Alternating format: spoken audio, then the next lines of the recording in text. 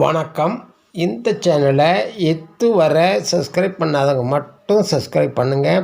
பக்கத்தில் இருக்கிற பெல் ஐக்கானை கிளிக் பண்ணுங்கள். பிடிச்சிருந்ததுன்னா லைக் பண்ணுங்கள், ஷேர் பண்ணுங்கள், கமெண்ட் பண்ணுங்கள். நன்றி. வணக்கம். அனைவருக்கும் இனிய புத்தாண்டு நல்வாழ்த்துக்களை தெரிவித்துக் கொள்கிறேன்.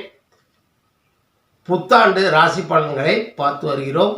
இன்று நாம் பார்க்கவிருக்கின்ற ராசி கன்னி ராசி. இந்த ஆண்டு 2025 உங்களுக்கு மிகச்சிறந்த ஆண்டாகவும் செல்வம், செல்வாக்கு, மரியாதை, ஆரோக்கியம் அனைத்தும் அடையப்பெற்று நிம்மதி, சந்தோஷம், பெருவாழ்வு வாழ இறைவனை பிரார்த்திக்கிறேன். முதலில் இந்த ஆண்டிற்கான பொதுவான பலன்களை பார்க்கலாம்.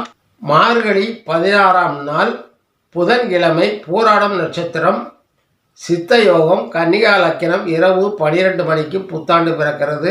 திருமணமாகாதவர்களுக்கு இந்த ஆண்டு திருமண பாக்கியம் உண்டாகும். குழந்தை பாக்கியம் இல்லாதவர்களுக்கு குழந்தை பாக்கியம் உண்டாகும்.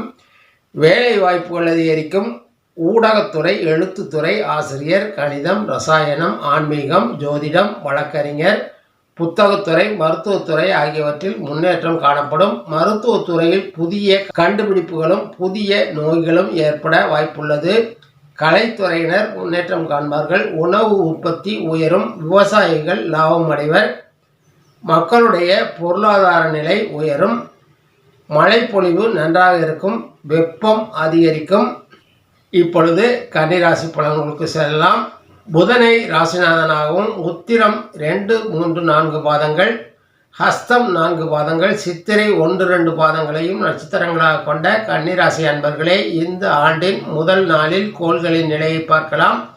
உங்கள் ராசியிலேயே கேது பகவான் 4ஆம் இடமான தாய், கல்வி, சுகஸ்தானத்தில் உங்கள் ராசிநாதன் புதன் மற்றும் சூரியன், சந்திரன் அமர்ந்திருக்கிறார்கள். 6ஆம் இடமான ருண ரோக சத்ருஸ்தானத்தில் சனி பகவானும் சுக்கிர பகவானும், கலஸ்திரஸ்தானமான 7ஆம் இடத்தில் ராகு பகவானும், பாக்கியஸ்தானமான 9ஆம் இடத்தில் குரு பகவானும், 11ஆம் இடமான லாபஸ்தானத்தில் செவ்வாய் பகவானும் அமர்ந்திருக்கிறார்கள்.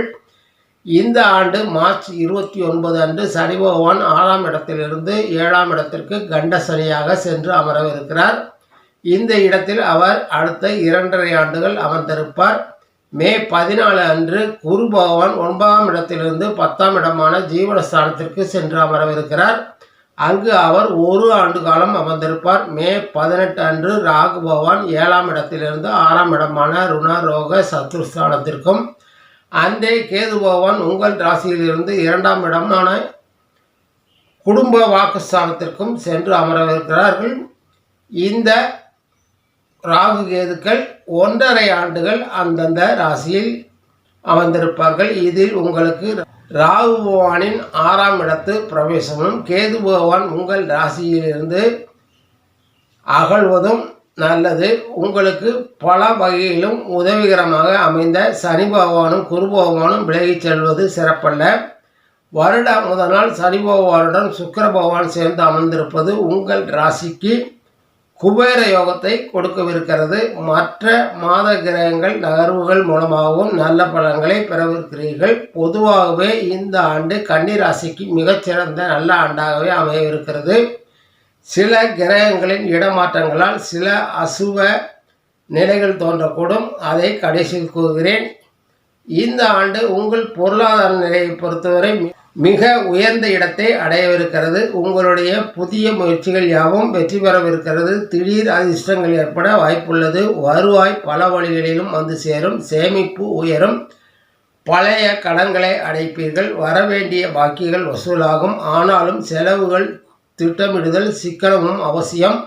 குடும்ப நிலையை பொறுத்தவரை மறைமுகமான எதிர்ப்புகள் அனைத்தும் விலகும். உங்கள் மேல் உண்மையான மரியாதை உண்டாகும். குடும்ப உறுப்பினர்களின் வருவாய் உயரும். வீட்டில் பொருளாதாரம் உயரும். உங்கள் புதிய முயற்சிகளுக்கு உங்கள் குடும்பத்தினரின் முழு ஒத்துழைப்பை பெறுவீர்கள். பொதுவாகவே குடும்ப உறுப்பினர்களிடையே புரிதலும் ஒற்றுமையும் அதிகரிக்கும். நிம்மதி நிறைந்திருக்கும். குழந்தைகளை பொறுத்தவரை புதிய யோசனைகளையும் வருவாய் உயர்வுக்கான வழிவகைகளையும் பெரிய வளர்ந்த குழந்தைகள் வழங்குவார்கள். சிறிய குழந்தைகள் உங்கள் மனமறிந்து நடந்து கொள்வார்கள். அவர்களுடைய வளர்ச்சி மகிழ்ச்சி தருவதாக அமையும். அதே நேரத்தில் குழந்தைகள் ஆரோக்கியம், கல்வி மற்றும் மற்ற துறைகளில் அவர்களின் ஈடுபாடு குறித்து கவனமாக கண்காணித்து அவர்களுக்கு தேவையான ஆலோசனையை வழங்கி அவர்கள் வளர்ச்சிக்கு துணையாக இருக்க வேண்டும்.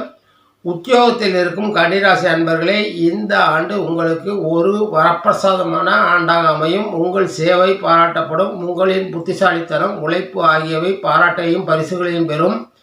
வேலையின் மூலமாக கிடைக்கக்கூடிய உத்தியோக உயர்வு, சம்பள உயர்வு, விரும்பிய இடத்திற்கு இடமாற்றம் ஆகியவை நடக்கும். புதிய வேலை தேடுபவர்களின் முயற்சி வெற்றி பெறும். சிலருக்கு அரசு வேலை கிடைக்க வாய்ப்புள்ளது.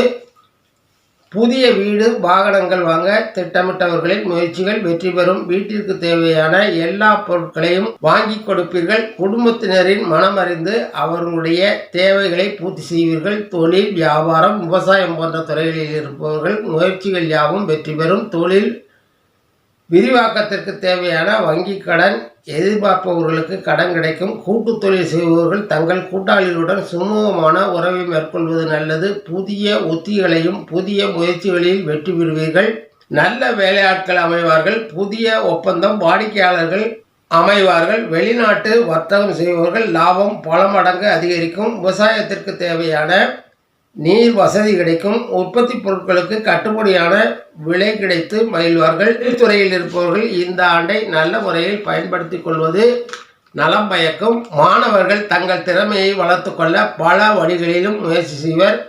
பொது தேர்வில் மட்டுமல்லாது போட்டித் தேர்வுகளிலும் நல்ல மதிப்பெண்களை பெறுவீர்கள். பெற்றோர்கள் மற்றும் ஆசிரியர்களின் நன்மதிப்பை பெறுவீர்கள். உடல் ஆரோக்கியத்தை பொறுத்தவரை சில பிரச்சனைகள் தோன்றக்கூடும். கண்டசனியாக வந்து அமரும் சனி பகவானால் நோயும் பணவிரையும் ஏற்பட வாய்ப்புகள் உள்ளன. உங்கள் தூக்கம் பிரச்சனைக்கு தீர்வு கிடைக்கும். சில நேரங்களில் கால் வலி போன்றவை ஏற்படலாம், ஆனால் அவை விரைவில் சரியாகிவிடும். இரத்த அழுத்தம், சர்க்கரை நோய் உள்ளவர்கள் தங்கள் உணவில் கட்டுப்பாட்டை அமல்படுத்திக் கொள்வது நல்லது. இந்த ஆண்டில் உடல் ஆரோக்கியத்தில் அதிக அக்கறை காட்டுவது நல்லது. கணவன் மனைவியிடையேயான உறவு வலுப்பெறும். துணையுடனான உடன்பிறப்புகளால் சில சங்கடங்களை சந்திக்கலாம். பெண்கள் சிறு தொழில்களில் ஈடுபட்டால் லாபம் சம்பாதிக்க முடியும். அரசியல்வாதிகளுடைய மதிப்பும் மரியாதையும் உயரும். செல்வாக்கு உயரும். தொண்டர்களிடம் செல்வாக்கை வளர்த்து கொள்வீர்கள். மற்றவர்கள் கூறும் கருத்துக்களை மதிப்பளித்து பரிசீலனை செய்து நல்ல உகந்தவற்றை செயல்படுத்த முயற்சிப்பீர்கள். உங்களை பற்றிய வதந்திகளுக்கு வாய்ப்புள்ளதால் கவனம் வேண்டும். கலைஞர்களுக்கு இந்த ஆண்டு நல்ல ஆண்டாகவே அமையும். உங்கள் படைப்புகள் சமுதாயத்தில் நல்ல வரவேற்பை பெறும்.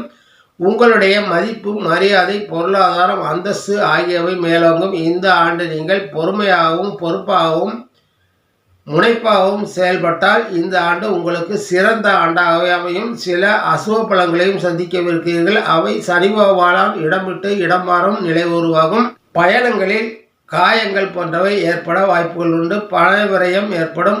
மான கௌரவ பங்கம் ஏற்பட வாய்ப்புள்ளது. 10ஆம் இடத்தில் குருவால் எல்லாவற்றிலும் பிறர் உதவியை நாட வேண்டியிருக்கும். மனச்சோர்வு, உடல் சோர்வு உண்டாகும். உத்தியோகத்தில் இருப்பவர்கள் அதிக கவனமுடன் தங்கள் கடமையை செய்து தங்கள் நிலையை தக்க வைத்துக் கொள்ள வேண்டியிருக்கும். கேதுவால் பலருடன் பகை உண்டாகும். குடும்பத்தில் கலகமும் அமைதியின்மையும் ஏற்படும். மேற்கூறிய அசுவ பலன்களை தவிர்க்க அதிக முயற்சியும் செயல்பாடுகளில் பேச்சிலும் மாற்றங்களை செய்து கொள்ள வேண்டும். ஈஸ்வர பகவானுக்கு சனிக்கிழமைகளில் எல் தீபம் ஏற்றி வணங்கி வருவது நல்லது. தொடர்ந்து கோதண்டராமரை வணங்கி வருவது நன்மைகளை மேலோக்கும். நன்றி, வணக்கம். மீண்டும் சந்திப்போம்.